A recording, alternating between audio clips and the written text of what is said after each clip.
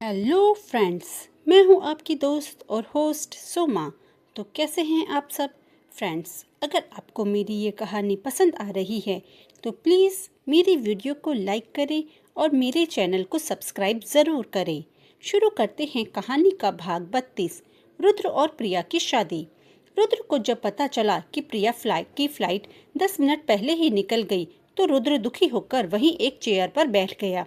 रुद्र अपने आप से बोला, तुम इस तरह मुझे छोड़कर नहीं जा सकती। आखिर तुमने ऐसा क्यों किया? बस एक बार मुझसे बात करती तो मैं कभी तुम्हें जाने नहीं देता। वह अफसोस के साथ अपना सिर पकड़कर बैठा था। तभी एक लड़की की आवाज़ उसके कानों में पड़ी। वह लड़की किसी से लड़ रही थी और अपने पर्स के बारे में पूछ रही थी। रुद्र को उसकी आवाज़ कुछ जानी पहचानी लगी, पर वह उस पर ज्यादा ध्यान नहीं देता। उस लड़की के चिल्लाने की आवाज से रुद्र को काफी परेशानी हो रही थी, इसलिए वह गुस्से में उठकर उस लड़की की तरफ जाने लगा।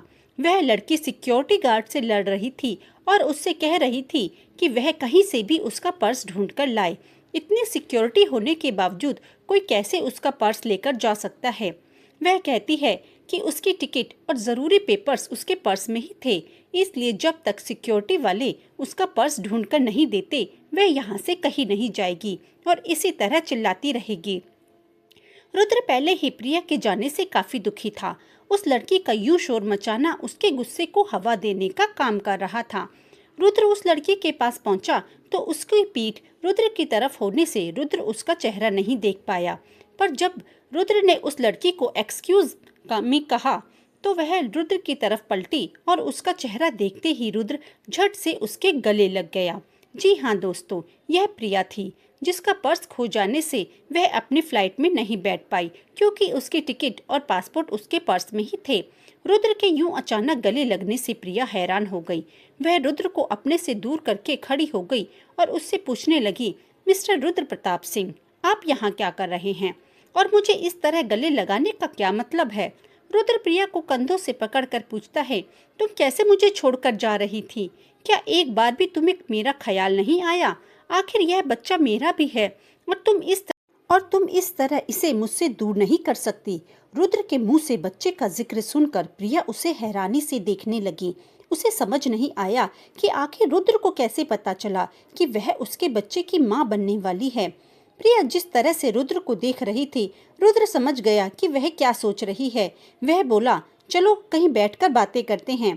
प्रिया उससे अपना हाथ छुड़ाते हुए बोली, नहीं, मुझे आपसे कोई बात नहीं करनी। आपने ही कहा था ना कि हमारे रास्ते अलग अलग हैं, तो अब आप क्यों मेरे रास्ते में आ रहे हैं? यह कहकर वह जाने लगी।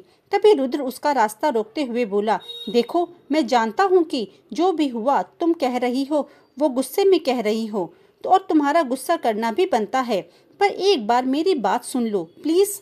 रुद्र ही जानता था कि इस वक्त वह कैसे यह सब बोल रहा था। जो इंसान आज तक किसी के आगे नहीं झुका, किसी से माफी नहीं मांगी, किसी के सामने गिड़गिड़ाया नहीं, वह प्रिया से मिन्नतें कर रहा था। प्रिया भी उसके इस तरह रिक्वेस्ट करने से मान गई और रुद्र के साथ जाने को तैयार हो गई। रुद्र प्रिया को लेकर अपनी गाड़ी के पास आया और उसके लिए गाड़ी का दरवाजा खोलता है। प्रिया तो यह देखकर दंग रह गई कि क्या यह वही रुद्र प्रताप सिंह है जिसके आगे पीछे नौकरों की लाइन लगी रहती है? वह आज उसके लिए गाड़ी का दरवाजा खोल रहा है। प्रिया चुपचाप गाड़ी में बैठ गई। रुद्र भी दूसरी तरफ से गाड़ी में आकर बैठ गया। तभी एक आदमी रुद्र की गाड़ी के शीशे पर नॉक करता है।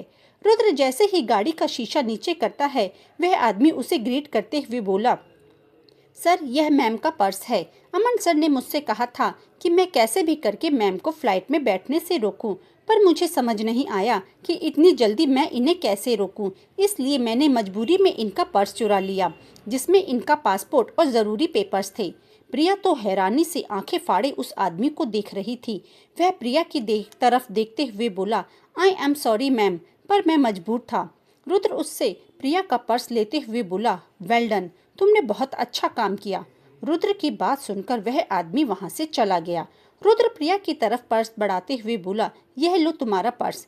प्रिया उसे खा जाने वाली नजरों से घूर रही थी। रुद्र अपनी गाड़ी स्टार्ट करते हुए बोला, तुम्हें रोकने का उसके पास कोई और रास्ता नहीं था, इसलिए उसने तुम्हारा पर्स चुराया। प्रिया अपने मन में बोली, कैसे आराम से कह रहा था, वेल डन, जैसे उसने कोई अवार्ड विनिंग काम करा हो। अरे इसे क्या पता मेरा पर्स खो जाने से मैं कितनी परेशान हो गई थी, पर इसे कोई मतलब नहीं। इसे तो कल भी अपनी फिक्र थी और आज भी सिर्फ इसका काम होना चाहिए, चाहे दूसरा इंसान कितना भी परेशान क्यों ना हो जाए। रुद्र प्रिया को लेकर एक होटल में आ गया, जहाँ पहले से ही उनका प्राइवेट रूम बुक था। वह प्रिया को लेकर सीधा अपने प्राइवेट रूम में आ जाता है। प्रिया वहां पहुंचते ही रुद्र से बोली, तो बताइए आपको क्या बात करनी है। रुद्र आराम से उसे बिठाते हुए पूछता है, क्या खाओगी, मैं मंगा देता हूँ।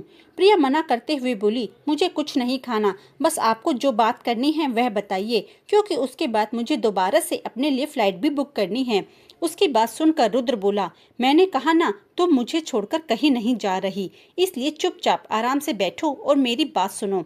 वह प्रिया से पूछता है, तुमने मुझे क्यों नहीं बताया कि तुम मेरे बच्चे की माँ बनने वाली हो। आखिर यह अकेला तुम्हारा ही नहीं, मेरा भी बच्चा है। प्रिया बोली, जी नहीं, यह आपका नहीं, सिर्फ मेरा बच्चा है। आपको इस बच्चे की जिम्मेदारी लेने की कोई जरूरत नहीं। रुद्र को प्रिया की बात सुनकर गुस्सा तो बहुत आया, पर उसने अपना गुस्सा दबा लिया। वह उसे जवाब देते हुए बोला, देखो उस रात जो भी हुआ, हम दोनों ही उसके लिए बराबर जिम्मेदार हैं, इसलिए इस बच्चे की जिम्मेदारी भी दोनों की बराबर होगी।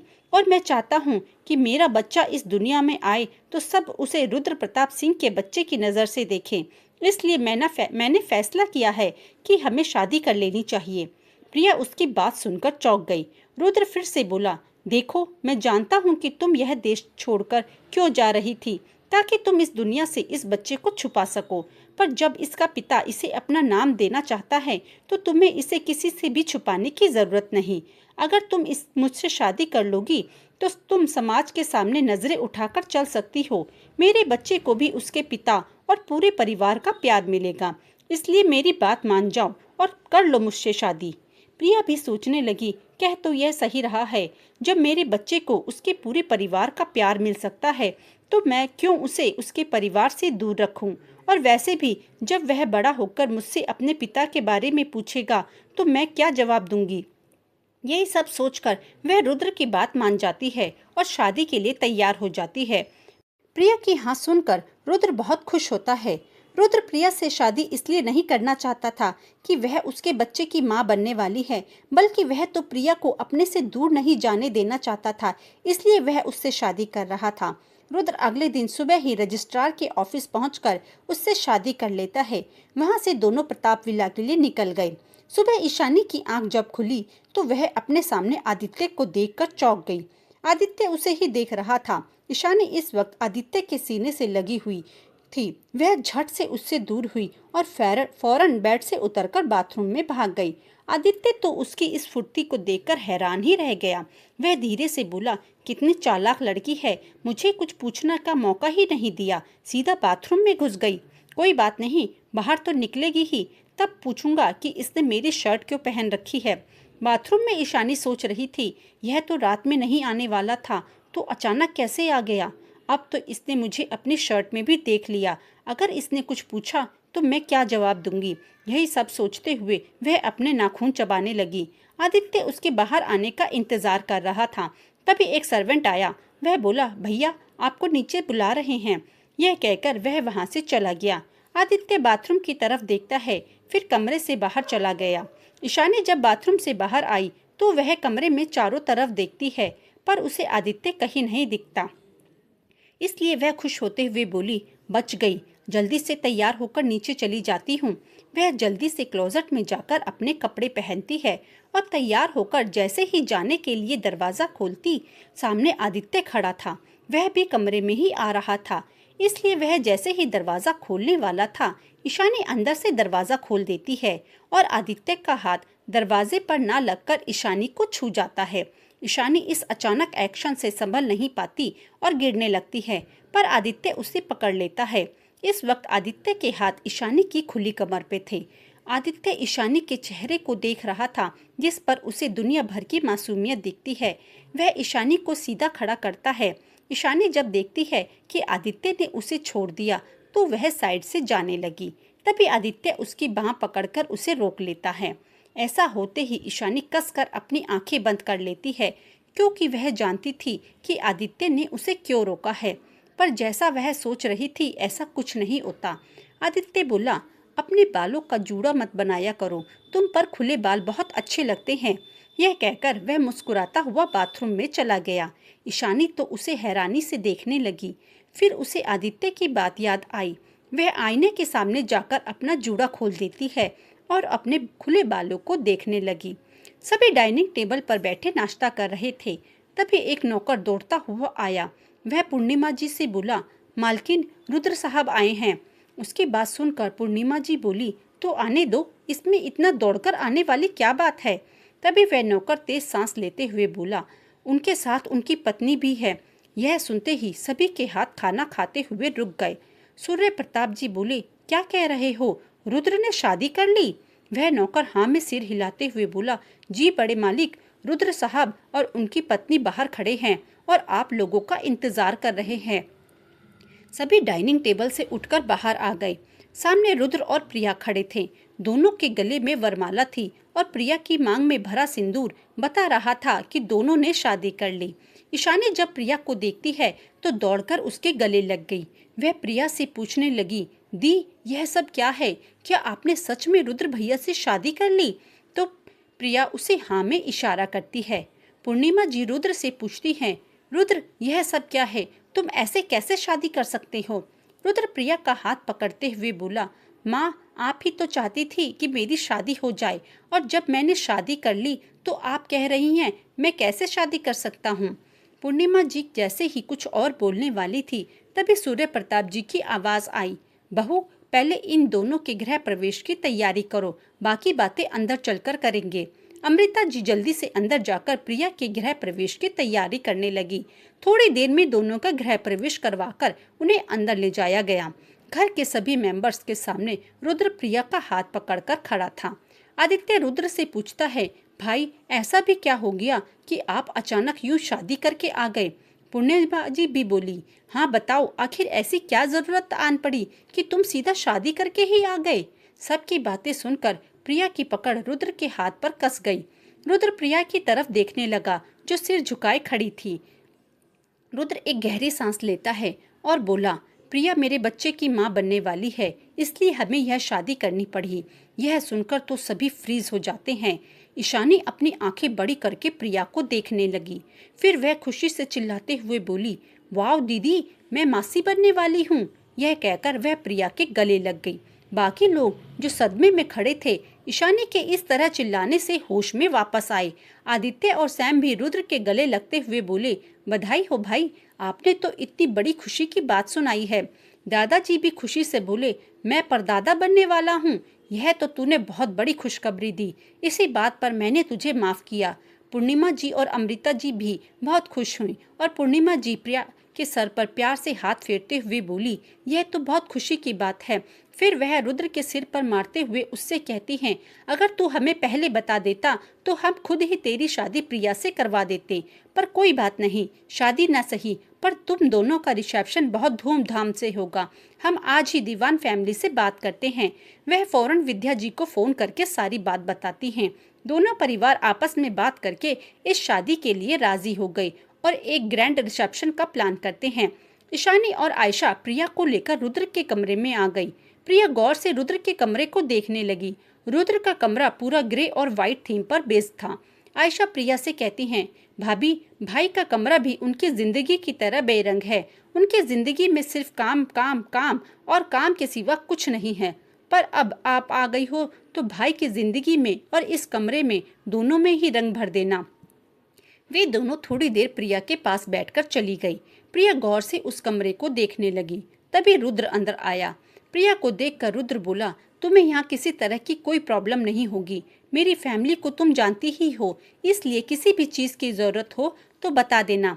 मुझे कुछ काम है, मैं थोड़ी देर में आता हूँ। यह कहकर वह वहाँ से चला गया। अब प्रिया इस कमरे में बिल्कुल अकेली थी। वह आराम से बेड पर बैठ गई और सोचने लगी, यह जिंदगी भी कितनी अजीब है। कहाँ वह अकेले अपने बच्चों को पालने का सोच रही थी और कहाँ अब उसका बच्चा पूरे परिवार के साथ रहेगा। उसे लगा कि रुद्र से शादी करके उसने सही फैसला लिया है। यही सब सोचते हुए थोड़ी देर में ही उसे नींद आ गई। रुद्र जब अपने कमरे में आया तो प्रिया को सोते हुए देखकर उसे देखने लगा। प्रिया का चेहरा काफी थका हुआ लग रहा था। रुद्र सोचने लगा, पता नहीं कितनी परेशानियों से गुजरी होगी, पर अब मैं कोई परेशानी इसके पास भी नहीं आने दूंगा। इसे दुनिया की सारी खुशियां दूंगा, जिससे यह अपनी सारी बुरी यादें भूल जाएगी। अपने कपड़े बदलकर वह भी प्रिया के साथ लेट गया। उसने प्रिया को अपने सीने से लगाया और अपनी आंखें बंद कर ली। आज ना जाने कितने दिनों बाद रुद्र के बेचैन दिल को सुकून मिला था। वह प्यार से प्रिया का माथा चूमता है और सो जाता है। अगली सुबह सब रिसेप्शन की तैयारी में लगे हुए थे। रुद्र ने प्रिया के लिए एक बहुत ही सुंदर ड्रेस मंगवाई थी। प्रिया तैयार होकर उस ड्रेस में बहुत सुंदर लग रही थी। रुद्र जब प्रिया को देखता है तो देखता ही रह जाता है। प्रिया ईशानी और आयशा के साथ सीढ़ियों से उतरकर नीचे आ रही थी। सैम रुद्र के पास जाकर बोला, भाई भाभी सुंदर लग रही है ना? रुद्र बेख्याली में हाँ कहता है। सैम धीरे से हंसते हुए बोला, भाई अपना मुंह तो बंद कर लीजिए, नहीं तो मक्खी घुस जाएगी। रुद्र फिर से बोला, करता हूँ। तभी उसे होश आया कि वह क्या बोल रहा है। वह गुस्से में सैम को देखने लगा। सैम जल्दी से आदित्य के पीछे छिपकर बोला, भाई लोग सही कहते हैं, शादी के बाद अच्छे अच्छे लोग बदल जाते हैं, और हंसने लगा। सभी पार्टी वेन्यू में आ गए। सभी लोग रुद्र और प्रिया को शादी की बधाई दे रहे थे। तभी पूरा दीवान परिवार वहां पहुंच गया। उन्हें देखकर सभी खुश होने की बजाय हैरान थे, क्योंकि उनके साथ संजना भी आई थी। आखिर क्यों आई है संजना वापस? क्या उसके आने से रुद्र और प्रिया के रिश्ते में आ जाएगी दरार? जानने के लिए सुनिए कहानी का अगला भाग। तो दोस्तों, कैसा लगा आपको कहानी का ये भाग? प्लीज़ मुझे कमेंट में ज़रूर बताएं। और अगर आपको मेरी ये कहानी ज़रा भी अच्छी लग रही है तो प्लीज़ मेरी वीडियो को लाइक और चैनल को सब्सक्राइब ज़रूर करें।